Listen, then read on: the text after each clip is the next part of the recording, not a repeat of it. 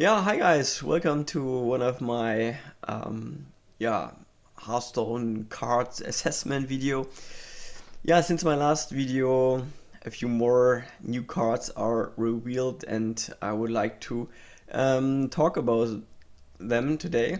Um, yeah, but before, just want to mention a few things. First of all, in the last video, I forgot to talk about the Polluted Hoarder. I missed him somehow, therefore I will talk about him today.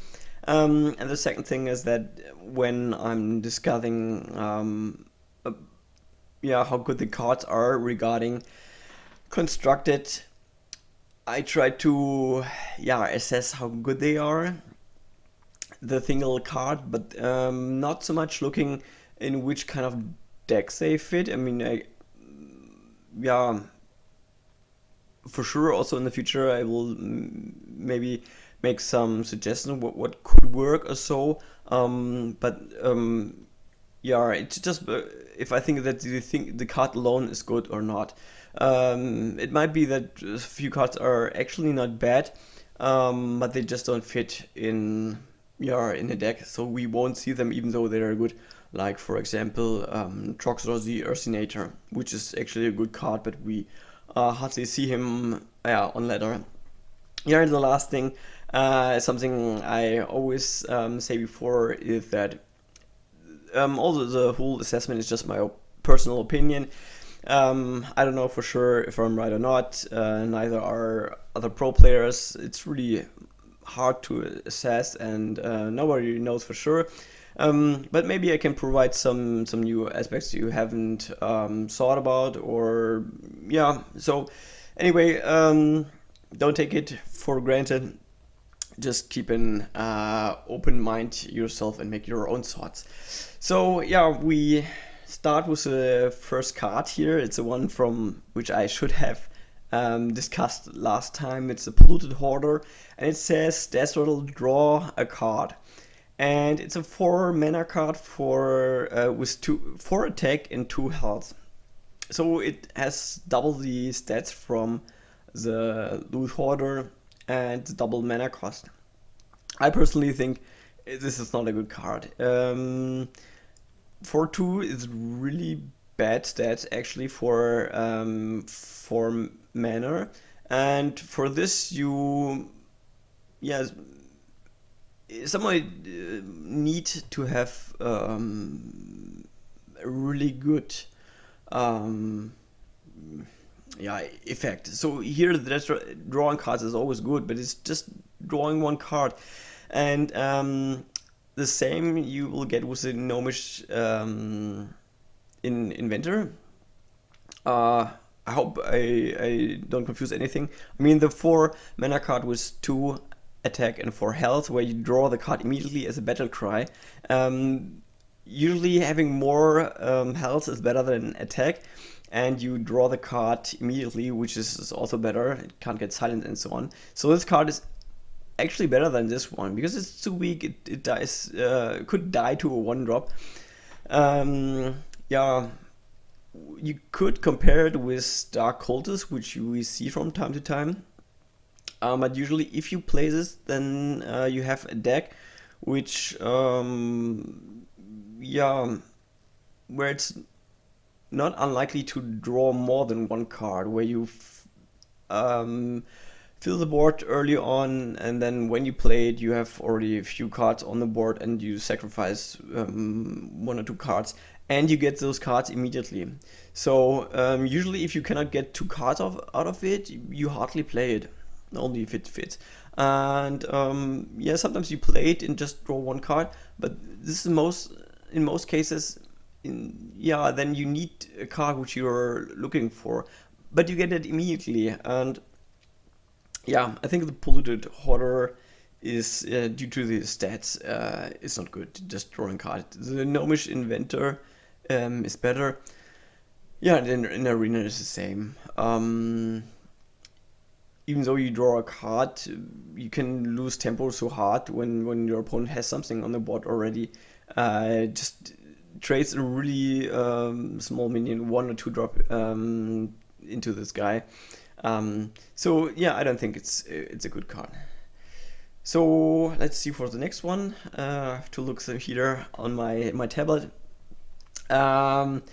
It's the ancient Shieldbearer I want to discuss. Yeah, it's a 7 mana 6/6 warrior card, and it has some synergies with Cartoon. It says when Cartoon has already 10 attack, you will gain 10 armor. Last time when I discussed a similar card, I was not sure what it means with Cartoon having 10 attack, or at least I had an idea, but I didn't know, or it was not clear if it's really like this. If you need it in your hand or on the board or whatever. It's still not 100% clear so far as I know, but I guess it's enough if, yeah, he's somewhere and you buffed him to 10. Yeah, this is a 7 mana card, and if you play a Cartoon deck, then I guess you included also some of the minions who buff Cartoon. Until turn 7, you should... I mean, it's not clear what other kind of minions we will see, but yeah, it's maybe not so unlikely that you have buffed him already to 10. And then this is actually a really good card, especially, yeah, I mean, if you use Cartoon, then you usually, yeah, you don't play aggressive or mid-range, so you play more, yeah, a control deck, and this is a really good control card. It has 1 attack and 1 health less than the Shield Maiden, which costs 1 mana less and gives you 5 armor. And yeah, this guy gives you most of the time 10, which is, yeah, a lot better than just 5. Also, when you combine it with Shield Slam, especially in the late game, sometimes if you don't have armor, and then even though you play Shield Maiden, you might not have enough armor to use Shield Slam to kill something. Yeah, but in this case, if you have gained 10 armor, you can kill more or less everything. Yeah, so I think, yeah, if you play a control deck which is based on Cartoon for the warrior, this will be a really, really good card, which we will see in a lot of decks. Great, so we talk then about the next minion, which interacts with Cartoon. It's Cartoon's servant. This time it's one which supports Cartoon, which buffs Cartoon, while the Shieldbearer was something who, yeah,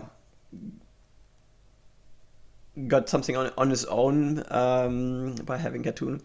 So this one is a supporter. I call them like this. It has a battle cry that it gives Cartoon wherever he is 2/2, and it has Divine Shield. So it costs 4 mana, has 4 attack and 2 health. I just said that actually those stats are bad for 4 mana, and but the Divine Shield makes it way better. So if you play against a class which cannot ping, yeah, you can most of the time trade it for oh no, sorry. You can trade it for 2 with, yeah, for 2 cards, and even if you your opponent has the chance to ping it or, yeah, get rid of the Divine Shield, it should be good enough to trade with another card. And then, yeah, if he pings it or so, he needs to spend 2 more mana. It's not that weak as is, yeah, the 3 mana 3/1 with Divine Shield. I can't remember the name right now, because when after the Divine Shield is left, you leave it with just 1 health, and then you can ping it easily, and that's not good. So this is better, and it's also better than the Silver Moon Guardian, the 4 mana 3/3 with Divine Shield. Just because here the good thing is that you have the 4 attack.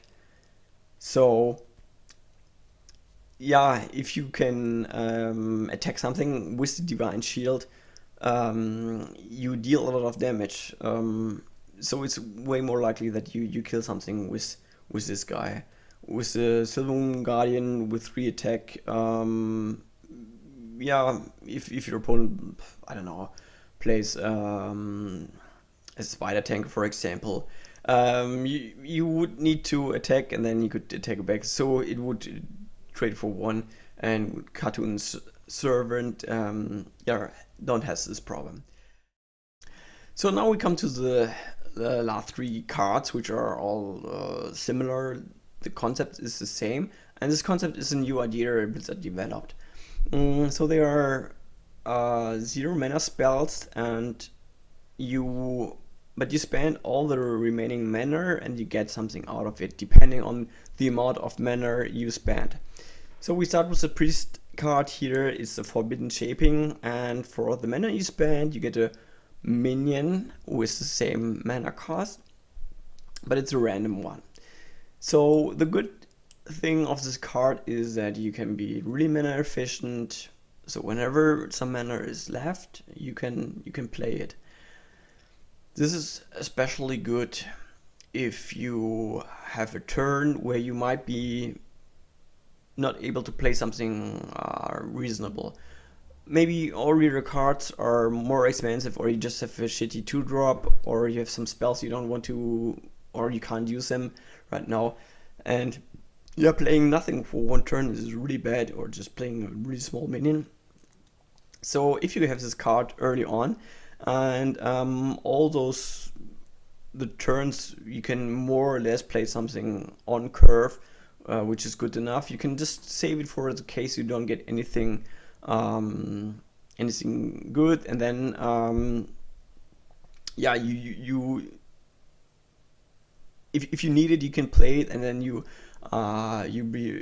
totally mana efficient. You can also use it in the beginning if you have 1 or 2 mana left, which would be not a huge problem, but to summon another minion just to get more on the board, have more tempo. Yeah, so you can use this as well. So the mana efficiency is one of the advantages, and the other one is the flexibility. You can play it early on. Yeah, for example, if you don't have a 2-drop, you would miss a turn.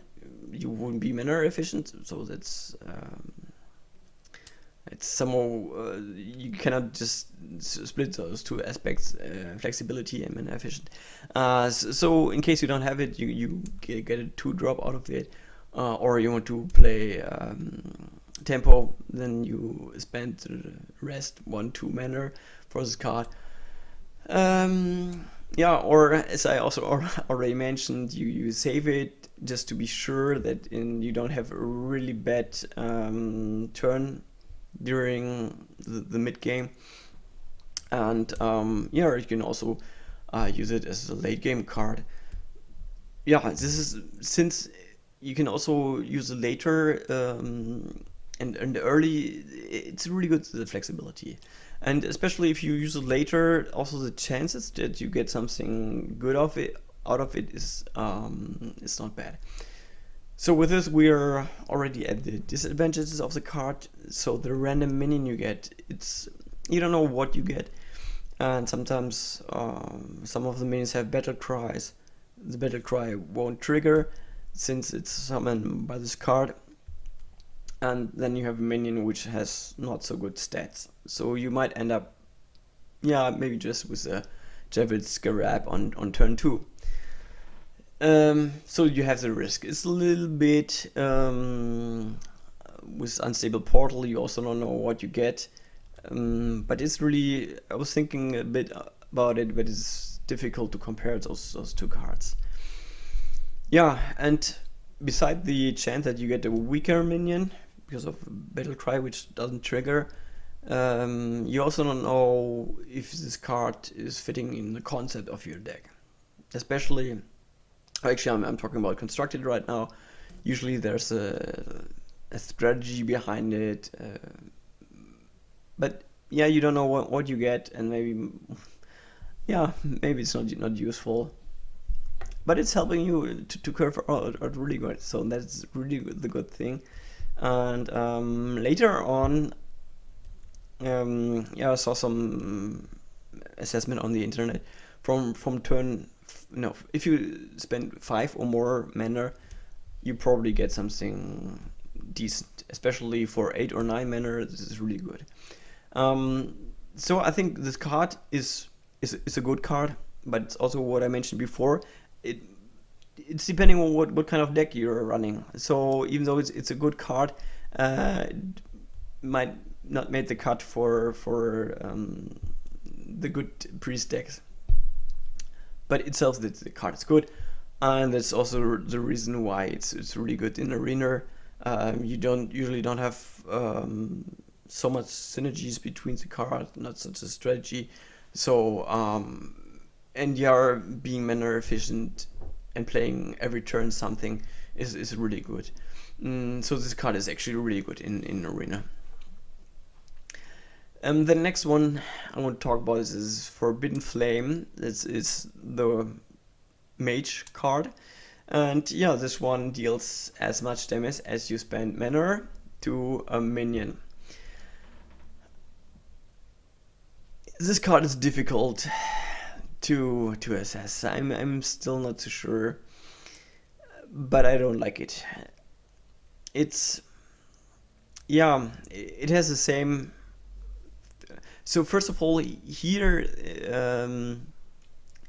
I wanted to say it has the same advantages and disadvantages as the priest card, but it's not 100% true, because here it is not necessary to be mana efficient. You want to kill something on the board, and if you don't have anything to kill on the board and you have some mana left, you don't play this card. So it doesn't help anything for gaining tempo or whatever. It's flexible. This is a really good thing. Yeah, but the disadvantage is the cost per damage. If we compare this with Frostbolt, Firebolt, Flame Lance, those have a better damage per cost value. So usually you make 1.5 times as much damage as you spend mana. Yeah, but yeah, the flexibility is the good thing. But I was thinking about it. So if you want to use it early, maybe on turn 3 or so, so you either play a 2-drop and you deal 1 damage, which is not so much. It's a ping might help, but just spending a whole card on it is maybe not enough. Or you just play it and then you just deal 3 damage, and you don't do anything for the board. So I don't think it's a really good card for tempo or so. It's more like a reactive. If you want to control the board and you want to have a lot of removals, especially yeah, being flexible, then this might be okay. But also here I see the problem: the damage you deal for the mana. If you, for example, you go second and you don't have the coin anymore, and your opponent plays something and he plays on a curve and he plays the best, yeah, the standard vanilla, like the Chillwind Yeti on turn 4, Pitfighter on turn 5. This have mana cost +1 health, and this would mean when it's your turn, this card is not good enough to deal with those cards. Yeah, especially on turn 2, if someone plays something on turn 2, You can just kill a 2/3 like a mech warper or so, and you just can kill it one turn later. So it's not so helpful, I would say. It's, I read different opinions on the internet, but I think it's really just useful if you want to control it and you need just more stuff to deal with minions being reactive. Yeah, so right now I cannot think of a deck which it would fit in. It's not good enough to make a deck around it. But maybe in addition with other spells, you can think of something like in removal mage. So whatever comes on the board, you kill with your spells. Yeah, and in arena, I also don't think it's so good. Yeah, maybe the flexibility is better than I think, but right now, I don't know. I don't think it's a good card. If you want to use it in arena, then also more in a more control-ish deck. Yeah. Okay. So in my opinion, not good. Neither constructed, even worse in arena. So we come to the last one, the paladin one, and this is forbidden healing. Also here again 0 mana cost. For each mana you spend, you deal for 2.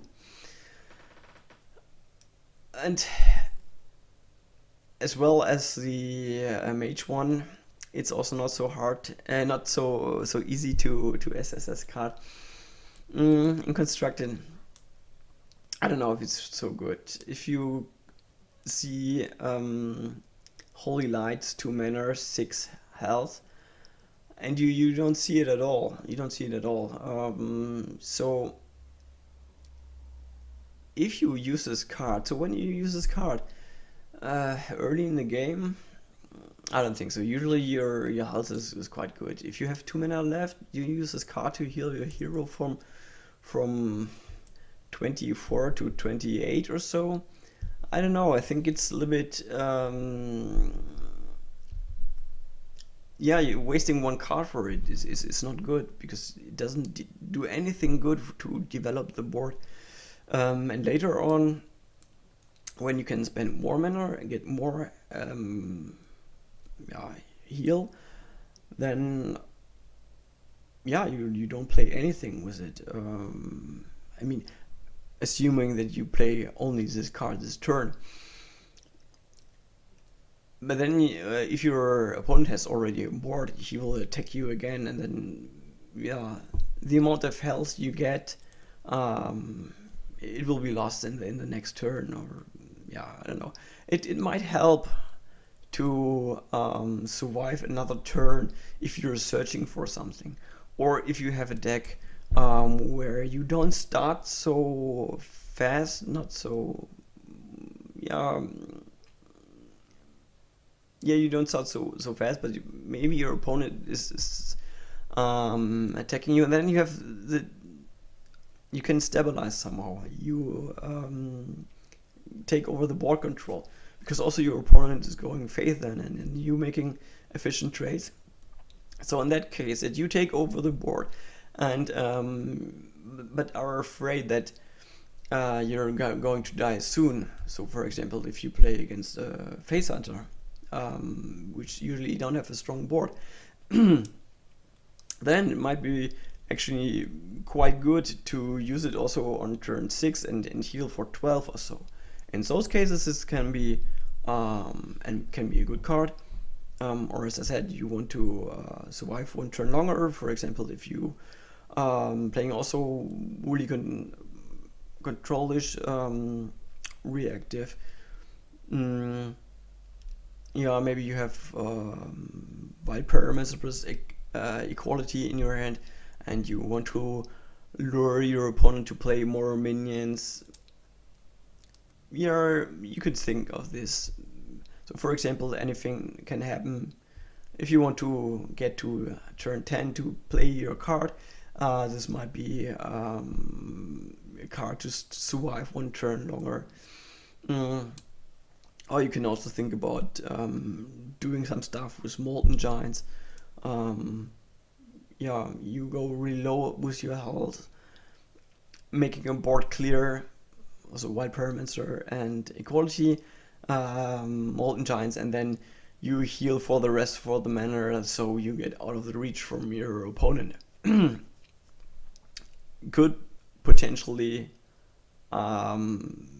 be something you can use. If this will use, I don't know, if you don't use it for such kind of decks, which are a little bit special, I would say, then this card alone in a normal standard mid-range or deck, you don't need a tempo, not at all, or aggressive decks. And yeah, so in Arena, you cannot construct a deck with Molten Giants where this works perfect or so on, but it can happen that sometimes your opponent has a better start, but the Paladin often has the better mid-range cards, especially turn 4 cards, Keeper of Uldaman, True Silver Champion, and so on. So it can happen that you either take over the board from turn 4 or turn 5 on, so slowly by slowly. And if your opponent had a good start, he's pushing for lethal. Also in this case, it might be a good card if you have this card. Then honestly, since I could complete my collection, I stopped running Arena and played some other games, so I can't really remember how often this situation happened to me, that I yeah, took over the board, but then it was too late because I was already too low on health. I don't think this happened so often. So my opinion on this card is, it is in the best case a decent card, if not a bad card in constructed in Arena. I don't think we will see it so often. Maybe more in constructed than in Arena. I personally would always pick a minion, especially an early game minion, over this card. Yeah, all 3 cards have the same potential of misplays. It's if you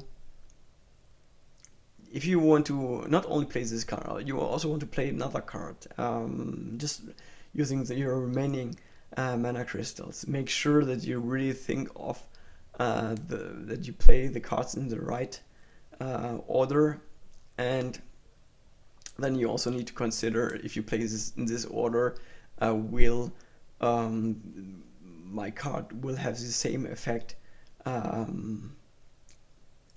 as it would have